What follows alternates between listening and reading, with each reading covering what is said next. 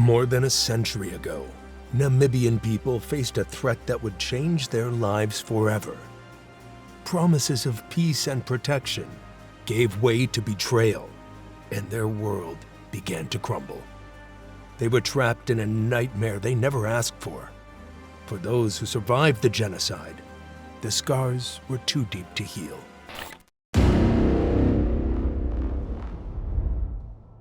It began in the late 19th century, when Africa became the center of Europe's greed. The discovery of gold in South Africa in the 1880s and diamonds in 1867 made European powers hungry for more. They wanted land, not only for resources, but also to prove their strength against rival nations. Africa was not seen as a home for millions of people with deep cultures and traditions. It was seen as a map to be divided. This division was formalized at the Berlin Conference in 1884-1885, called by Chancellor Otto von Bismarck. Leaders from 14 countries sat together in Berlin, including Britain, France, Belgium, Portugal, and Germany. They drew borders with pens and rulers, often ignoring mountains, rivers, and tribal boundaries. No African leaders were invited. The future of entire peoples was decided in rooms where their voices were silenced. For Germany, this was the first chance to join the big players in colonial expansion. Germany had only recently become a united country in 1871 under Kaiser Wilhelm I. And by the time his grandson, Wilhelm II, took the throne in 1888, the empire wanted to prove itself as a global power. Colonies were seen as a sign of prestige. Having colonies meant you mattered in world politics. Namibia, which the Germans renamed Deutsch Südwestafrika, became one of their first African possessions. Germany claimed the land in April 1884, when a merchant named Adolf Luderitz, a tobacco and weapons trader from Bremen, made a treaty with local chiefs around Angra Pequena Bay. The chiefs believed they were making agreements for friendship and trade, but in reality, they were handing over sovereignty of their land. Soon, Luderitz sold his rights to the German state, giving Berlin control. At first, only a few hundred German settlers arrived, but they carried huge ambitions. They wanted to establish large farms, control trade routes, and exploit minerals like copper and diamonds, which they suspected lay beneath the soil. Their goals were not to live alongside the local Herero and Nama, but to dominate them. By the 1890s, German settlers had taken control of huge areas of land in Namibia. They did not care that these were lands where the Herero and Nama had lived and moved with their cattle for generations. What once had been open fields and shared grazing lands were now divided into private farms. German families fenced them with barbed wire, something completely new in Africa. For the Herero and Nama, who were used to moving freely with their animals, this was a shock. Suddenly, what had always been open was blocked. For the Herero, cattle were not just animals, they were life itself. A man's wealth was measured in cows. Cattle meant food, dowries for marriage, and security for the future. To lose cattle meant to lose status, family strength, and survival. The Nama also relied on both cattle and goats. Both groups saw the land as something shared by people and nature, not something to be sold. But the German way was different, and they used it to their advantage. They passed unfair laws that allowed them to claim African cattle as repayment for so-called debts. Many times these debts were invented or exaggerated. If a Herero man borrowed even a small item or lost in a trade dispute, German settlers could seize his cattle or take part of his land as payment. Step by step, this drained communities of their resources. Alcohol also became a weapon. German traders introduced strong liquor and used it to cheat people. Chiefs and men were sometimes made drunk before signing documents they could not read. When they woke up, they discovered they had unknowingly signed away grazing land or livestock. As this was happening, another disaster hit. In 1897, the Rinderpest cattle plague swept through southern Africa. The disease killed around 90% of the Herero's herds. Whole villages woke up to find dead cattle scattered across the fields. This was not an economic disaster, but a cultural one, for a people whose entire life revolved around cattle. It was like losing everything in a single season. The Germans, however, were less affected. They had imported cattle from Europe, which survived in better numbers. This created an even bigger gap between settlers and locals. Desperate to survive, many Herero families fell into debt with German traders. They were forced to sell their labor cheaply, or even give up their last pieces of land just to avoid starvation.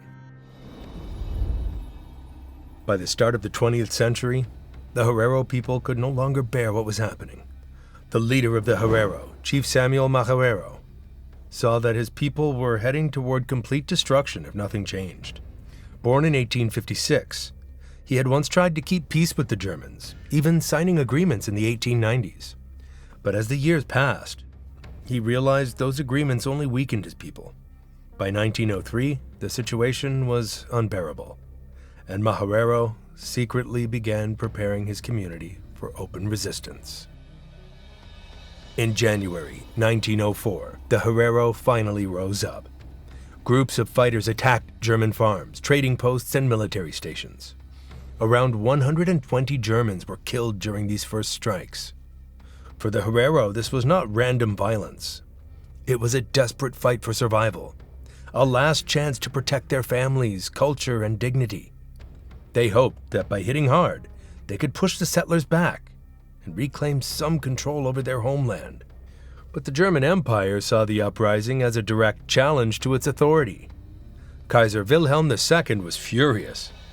To him, losing control of a colony was a sign of weakness on the global stage. He ordered immediate reinforcements to Namibia and placed the campaign under General Lothar von Trotha. Von Trotha was already known across Africa as a ruthless soldier.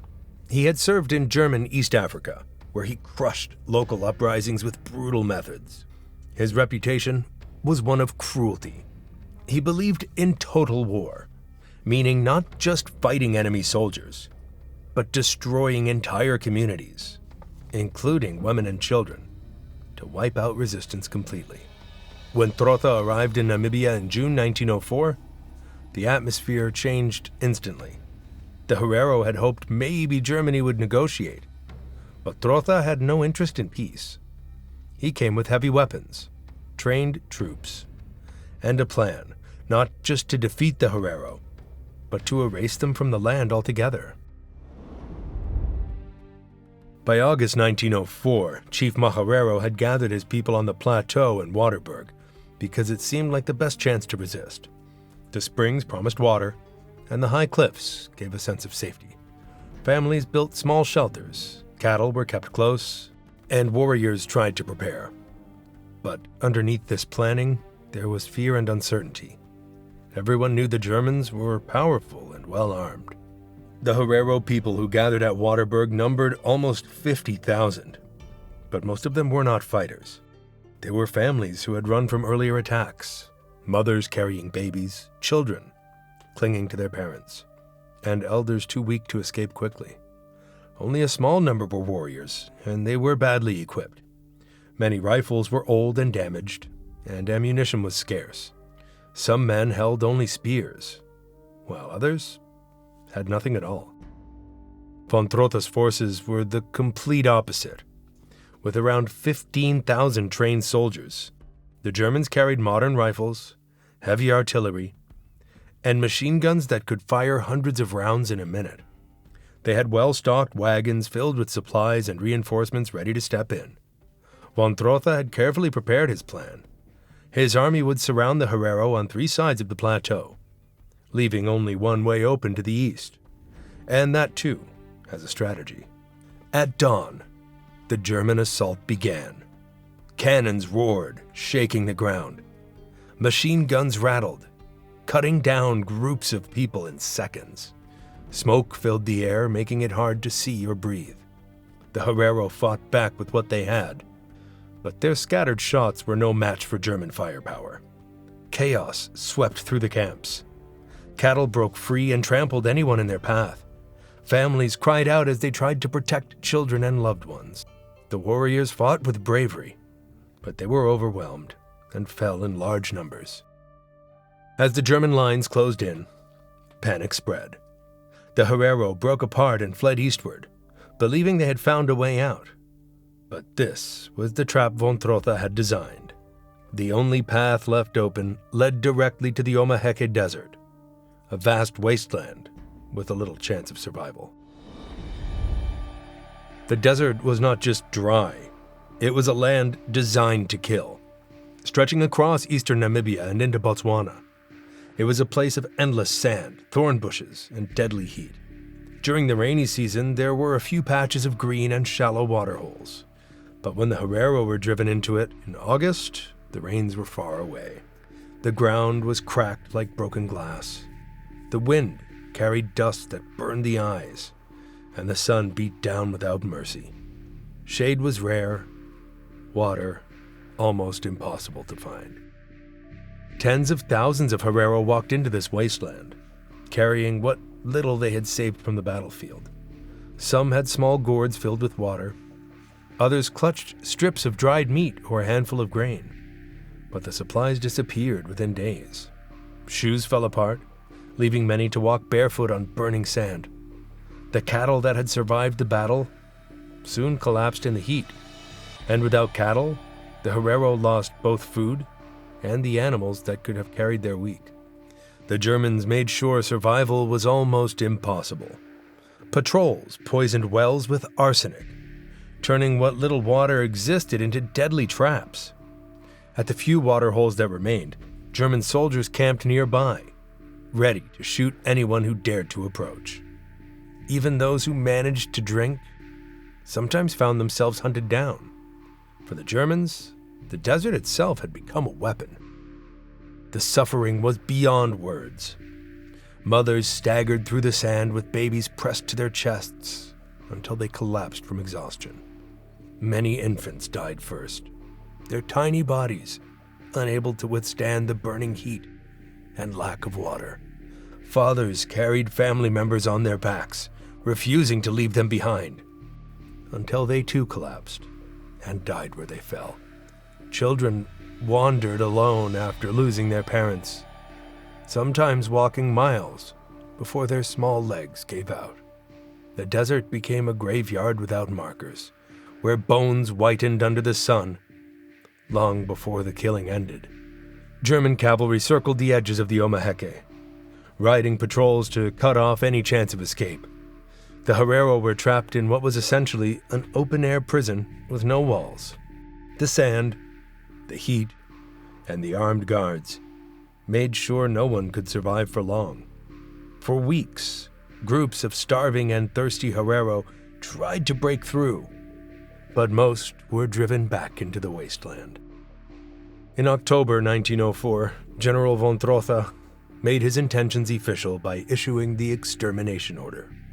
He clearly stated that every Herero man, woman, and child found in German-controlled territory would be shot. No prisoners were to be taken. No exceptions were allowed. The choice was brutal and simple. Die from a bullet or die from the desert. It was a command that turned the genocide from silent suffering into a declared policy of annihilation. By the end of 1905, the destruction was almost complete. Out of a population of about 80,000 Herero before the war, fewer than 15,000 were still alive. Entire clans disappeared without a trace. Traditions, stories, and family names that had been passed down for centuries were cut off forever in the sand. While the Herero were dying in the desert, another people in southern Namibia watched in horror. The Nama, also known as the Namakwa, were fewer in numbers, around 20,000, but they could see exactly what was happening. They understood that if they did nothing, they would suffer the same fate. The Germans had already shown that they were not fighting for land or peace, but for total destruction. The Nama were skilled in survival. For centuries they had lived in the harsh deserts and dry grasslands of southern Namibia.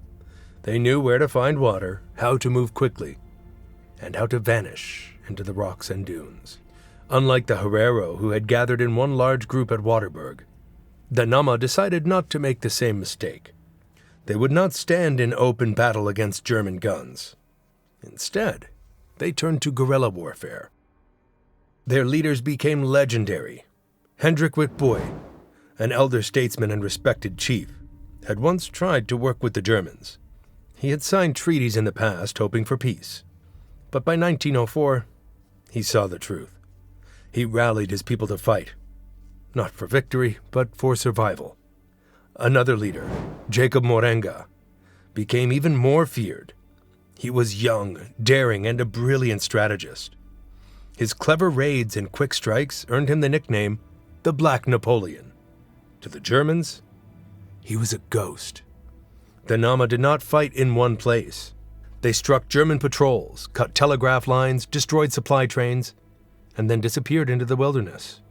They used their deep knowledge of the terrain to escape, often leaving German soldiers chasing shadows. For a time, this strategy worked. German troops suffered heavy losses and frustration grew in their ranks. The Nama resistance gave hope to their people, showing that the Germans were not invincible. But General von Trotha was determined to crush them. After destroying the Herero, he turned his attention to the Nama. In April 1905, he issued another extermination order, this time directed specifically at them. It declared that any Nama found outside designated areas would be shot on sight, just like with the Herero. No prisoners were to be taken. Families were hunted down, villages burned, and cattle stolen. The Nama resistance had been broken. Hendrik Witbooi was killed in battle, and Jacob Morenga was hunted down and shot in South Africa. Out of the 20,000 Nama who had once lived in southern Namibia, only about 10,000 survived. But they were not safe either. German soldiers rounded them up and sent them to camps. These camps were among the very first concentration camps of the 20th century, setting a dark example that the world would see again decades later in Europe. One of the most notorious camps was Shark Island, near the coastal town of Lüderitz. This camp was built on a rocky piece of land surrounded by the cold Atlantic Ocean. The winds were fierce, the nights freezing, and there was almost no shelter. Prisoners could not escape. If they tried to swim, the strong currents and sharks made survival impossible. It was, in every sense, an island of death. Inside the camp, conditions were horrific. Prisoners were forced into slave labor. They built railways, carried stones for new docks, and worked on forts for the German military. Men were beaten if they slowed down, and many collapsed from exhaustion. Women were forced into domestic service for German officers and soldiers. Some were abused as sexual slaves, stripped of all dignity. Food was almost non-existent. What little was given was often spoiled or rotten. People survived on scraps, and many starved. Water was dirty and filled with disease. On Shark Island, as many as 80% of the prisoners died. Entire families vanished there within weeks of arrival.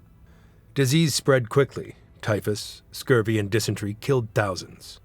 German doctors also used the camps for human experiments. Prisoners were deliberately infected with diseases like smallpox and tuberculosis, just to study the results. Doctors also carried out so-called racial science.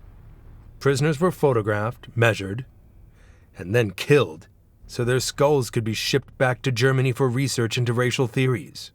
Some women were forced to clean the skulls of murdered relatives before they were packed and sent to Europe. These horrors in Namibia were not completely hidden. Missionaries living in the region wrote reports describing what they saw. A few journalists also sent news back to Europe, exposing the killings, starvation, and camp conditions. Some photographs even made it into newspapers. Inside Germany, the reports caused debate in Parliament. A small number of politicians and church leaders spoke out, arguing that von Trotha's brutality was not only inhumane, but damaging to Germany's reputation. However, most of the government ignored these voices. The German Empire wanted to keep its colony and continue expanding. admitting to mass murder would have meant admitting to a crime against humanity. By 1907, international criticism and unrest within Namibia itself forced Germany to make changes. Von Trotha was dismissed and sent back to Germany. Officially, the extermination orders were lifted, but by that time, the destruction was already complete. The survivors who came out of the desert and camps were not free. They were turned into a permanent labor force with no rights. German settlers had taken their lands, cattle, and resources. Survivors were branded with pass numbers, forced to carry identification at all times, and could not move without permission. Families who once lived freely on their ancestral land were reduced to servants on the very farms that had once belonged to them. By the end of the German rule in 1915, the numbers were staggering. In total, around 65,000 Herero and 10,000 Nama were killed. Some historians say these numbers might even be higher. Germany lost the colony during World War I when South African forces invaded, but the scars of genocide remained. For decades, this genocide was rarely spoken of in history books. It wasn't until the late 20th century that it began to be acknowledged more widely. In 2004, exactly 100 years after it began, Germany's government finally used the word genocide to describe the events. In 2021, Germany officially recognized it and pledged over €1 billion for development aid in Namibia. But many Namibians say this is not enough. They demand direct reparations to the Herero and Nama descendants, not just to aid the government. They want their stolen land returned, and the fight for recognition continues.